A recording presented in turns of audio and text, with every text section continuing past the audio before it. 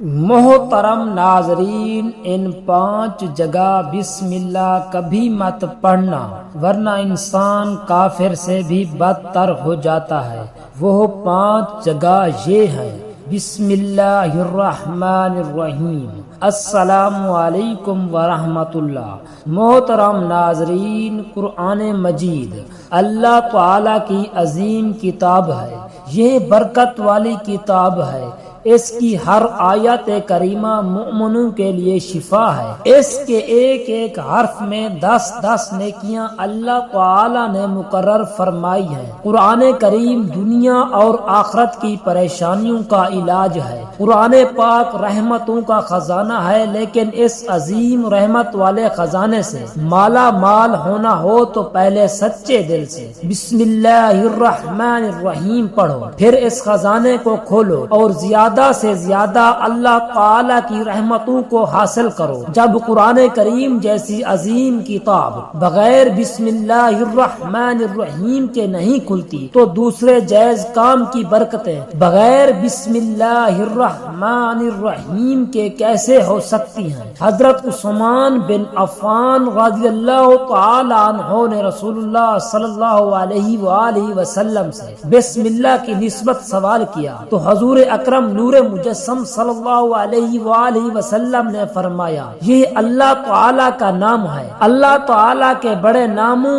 اور اس میں اس قدر نزدیکی ہے جیسے آنکھ کی سیاہی اور سفیدی میں۔ حضرت جابر رضی اللہ تعالی عنہ فرماتے ہیں، جب یہ آیت مبارکہ بسم اللہ الرحمن الرحیم اتری، بادل مشرق کی طرف چھٹ گئے، ہوائیں ساکن ہو گئی، سمندر ٹھہر گیا، جانوروں نے کان لگا لیے، شیاطین پر آسمان سے شعلے گرے، اور پروردگار عالم نے اپنی عزت و جلال کی قسم کھا کر فرمایا کہ جس چیز پر میرا یہ نام لیا جائے گا اس میں ضرور برکت ہوگی۔ حضرت ابن مسعود رضی اللہ تعالی عنہ فرماتے ہیں کہ جہنم کے 19 دروازوں سے جو بچنا چاہتے ہو تو بسم اللہ الرحمن الرحیم پڑھو۔ اس کے بھی 19 حروف ہیں، ہر دروازے سے بچاؤ بن جائے گا۔ اسے ابن عطیہ نے بیان کیا ہے، لیکن کچھ ایسی جگہ ہیں جہاں پر بسم اللہ الرحمن الرحیم پڑھنا حرام ہے، جائز ہی نہیں ہے۔ ہر انسان جہاں چاہتا ہے پڑھ لیتا ہے۔ کچھ لوگوں کی ایسی عادت بن جاتی ہے کہ وہ ہر کام کرنے سے پہلے ایک دم بسم اللہ الرحمن الرحیم پڑھتے ہیں، تو کچھ ایسی جگہ بھی ہیں جہاں پہ بسم اللہ ہمیں نہیں پڑھنی چاہیے۔ جہاں پر بسم اللہ الرحمن الرحیم انسان اگر پڑھے گا تو وہ گناہگار ہوگا۔ بسم اللہ کا پڑھنا ایسی جگہ پر، ایسے مقامات پر جائز ہی نہیں۔ اب آپ یہ سمجھ لیجئے کہ کن مقامات پر بسم اللہ پڑھنا چاہیے اور کن مقامات پر بسم اللہ نہیں پڑھنی چاہیے۔ محترم ناظرین، آپ نے سنا ہوگا کہ ہر کام شروع کرنے سے پہلے بسم اللہ الرحمن الرحیم پڑھنا چاہیے، کیونکہ بسم اللہ الرحمن الرحیم کا معنی ہے کہ اللہ تبارک و تعالی کے نام سے شروع،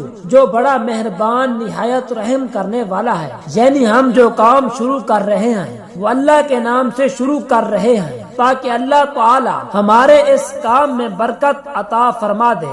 اور بسم اللہ پڑھنے کے فائدے بھی بہت زیادہ ہوتے ہیں کہ اگر کوئی انسان کسی کام کو بسم اللہ پڑھ کے کرتا ہے تو اللہ تبارک و تعالی اس کے اس کام میں برکت عطا فرماتا ہے، اور یہ سنت بھی ہے۔ حضور اکرم نور مجسم صلی اللہ علیہ وآلہ وسلم نے بہت سارے مقامات پر ہمیں بسم اللہ الرحمن الرحیم پڑھنے کی تاکید فرمائی ہے، اور حضور صلی اللہ علیہ وآلہ وسلم نے بسم اللہ الرحمن الرحیم پڑھنے کا حکم دیا ہے۔ اب اگر آپ کوئی بھی نیک کام شروع کر رہے ہیں، اس نیک کام شروع کرنے سے پہلے بسم اللہ الرحمن الرحیم اگر آپ پڑھ لیں گے تو آپ کی سنت بھی ادا ہو جائے گی، اور اس پر آپ کو اجر و ثواب بھی ملے گا، اور اس کی برکتیں بھی آپ کو ملے گی۔ اگر آپ نے کسی نیک کام شروع کرنے سے پہلے بسم اللہ پڑھ لیا تو پھر انشاءاللہ اس میں آپ کا نقصان نہیں ہوگا، اللہ تعالیٰ خود آپ کا حامی و مددگار اور ناصر بن جائے گا، کیونکہ آپ نے اپنے کام کو اللہ تعالیٰ کے نام سے شروع کیا ہے کہ ہمارا کام تھا کرنا، اور بندہ کیا کرتا ہے اور اس کے بس میں ہوتا کیا ہے۔ بندہ تو اسباب اختیار کرتا ہے، اور بندہ کر بھی کیا سکتا ہے۔ بندے کے ذمہ صرف اسباب کا اختیار کرنا ہے کہ آپ کسی کام کو کرنے سے پہلے سبب اختیار کریں۔ ہمیں یہ کام کرنا ہے، باقی اللہ تعالیٰ کے سپرد کریں۔ آپ اپنے کام کو کریں، باقی جو آپ کا کام ہے وہ اللہ تبارک و تعالیٰ کے سپرد کر دیں۔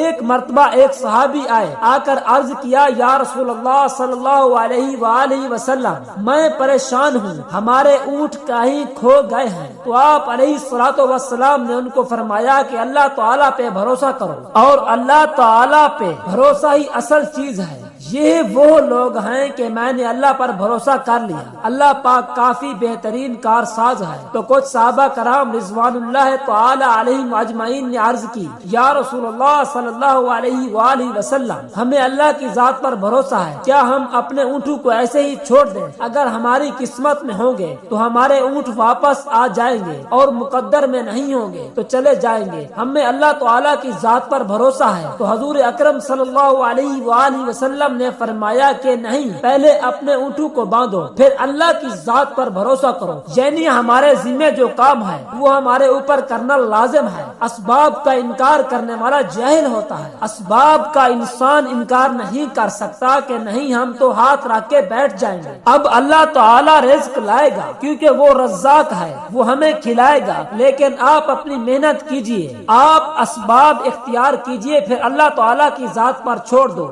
آپ پہلے جاؤ مزدوری پر، آپ کام پر جاؤ، آپ کاروبار کرو، پھر اللہ تعالیٰ کی ذات پر چھوڑ دو کہ اے پروردگار عالم، اب ہمارا کام تھا، ہم نے کر لیا، آگے تیری رضا ہے اور تیری رحمت کی ہم امیدوار ہیں۔ صرف ہمارے کمانے سے رزق تھوڑی ملتا ہے، آپ نے کمایا بس کما کے لے آئے۔ اس کے علاوہ آپ غور کیجئے کہ دانے کو زمین سے نکالا کس نے ہے، اس کے بعد پھر ان کو گیہوں کی شکل میں، پھر وہ آٹے کی شکل میں بنا، پھر وہ روٹی بنتی ہے۔ ہم سمجھ رہے ہیں کہ یہ ہماری محنت سے ہو رہا ہے، ہم نے روٹی بنائی، روٹی بنا کے ہمارے سامنے آئی، اس کے بعد ہم نے جیسے اس کو بسم اللہ الرحمن الرحیم پڑھ کے کھایا، تو اب ہمارے حلق پر ایک فرشتہ بیٹھا ہوا ہے، وہ فرشتہ اللہ سے اجازت مانگ رہا ہے۔ حلق میں ہماری دو نالیاں ہوتی ہیں، ایک نالی ہوتی ہے جو سانس کی ہوتی ہے، ایک نالی وہ ہوتی ہے جس سے رزق اندر جاتا ہے، کھانا اندر جاتا ہے۔ تو یہ دو نالی بالکل برابر ہوتی ہیں، اور ان دونوں کا ایک ہی چھید ہوتا ہے، لیکن پھر وہ اندر جا کر الگ ہو جاتی ہیں۔ اب آپ یہ سوچ کر دیکھیے کہ فرشتہ یہاں پر بیٹھ کر اللہ تعالیٰ سے پوچھتا ہے ہمارے ہر لقمے پہ کہ مولا اس لقمے کو زندگی کا سبب بناؤں یا موت کا باعث بنا دوں۔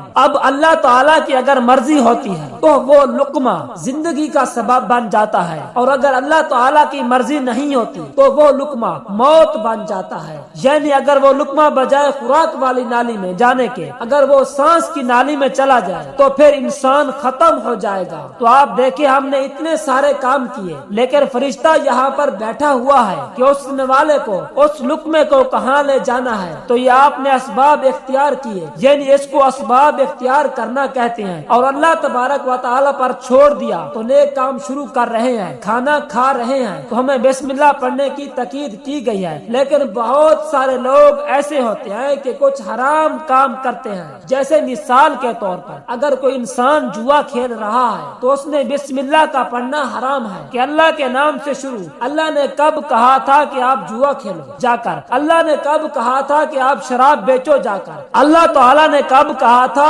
آپ جھوٹ فریب مکر کرو جا کر؟ اللہ تعالیٰ نے تو کہا ہی نہیں کہ ایک شخص نے بڑی عالی شان منزل بنوائی اور اس پر لکھا تھا من فضل ربی، اور شیطان نیچے بیٹھا رو رہا ہے۔ تو لوگوں نے پوچھا کیوں رو رہا ہے؟ تو اس نے کہا کہ دیکھو میں نے اس سے جھوٹ بلوایا، فراڈ کروایا، ہم نے اس کی بلڈنگ فراڈ کر کے بنوائی، اور یہ لکھ رہا ہے یہ میرے رب کا فضل ہے۔ اللہ تعالیٰ نے کہاں کہا تھا کہ جھوٹ بولو؟ اللہ تعالیٰ نے کہاں کہا تھا ڈھونگ کرنا؟ اللہ تعالیٰ نے کہاں کہاں کہا تھا کہ فراڈ کرنا؟ تو مقصد صرف یہ ہے کہ شیطان تو ہر طرح سے انسان کو بہکاتا ہے، تو اس لیے حرام کاموں سے پہلے ہمیں بسم اللہ ہرگز نہیں پڑھنی چاہیے۔ ہمیں ہر کام شروع کرنے سے پہلے بسم اللہ الرحمن الرحیم پڑھنا چاہیے۔ ہمیں احتیاط رکھنی چاہیے کہ جب ہم باتھ روم کے اندر داخل ہو چکے ہوں، نہانے سے قبل بسم اللہ نہ پڑھیں۔ باتھ روم میں جانے سے پہلے ہم بسم اللہ الرحمن الرحیم پڑھیں، اور باتھ روم کے نکلنے کے بعد جب کپڑے پہنے تو پھر بسم اللہ الرحمن الرحیم پڑھیں۔ اور کوئی انسان کاروبار کرتا ہے،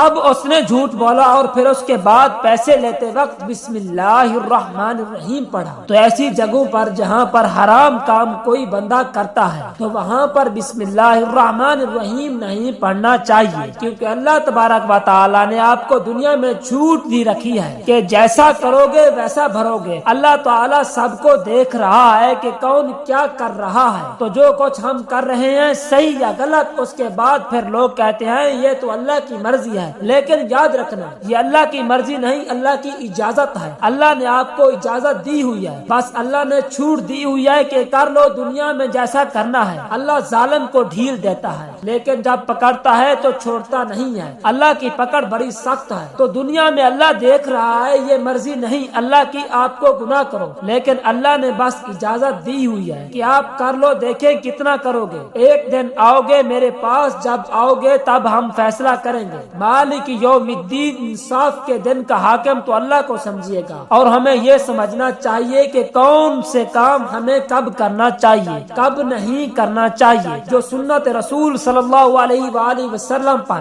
ہم عمل کریں گے تو اللہ تعالی ہمیں کامیاب کر دے گا، دنیا میں بھی اور آخرت میں بھی انشاءاللہ۔ اللہ تبارک و تعالی ہمیں بہت احترام کرنے کی توفیق عطا فرمائے اور ہمارا خاتمہ ایمان پر فرمائے، آمین۔ اللہ تعالی تمام مرحومین کی بخشش و مغفرت فرمائے۔ دعا ہے کہ اللہ رب العزت میرا سنانا اور آپ کا سننا اپنی بارگاہ الہی میں منظور و مقبول فرمائے، آمین ثم آمین۔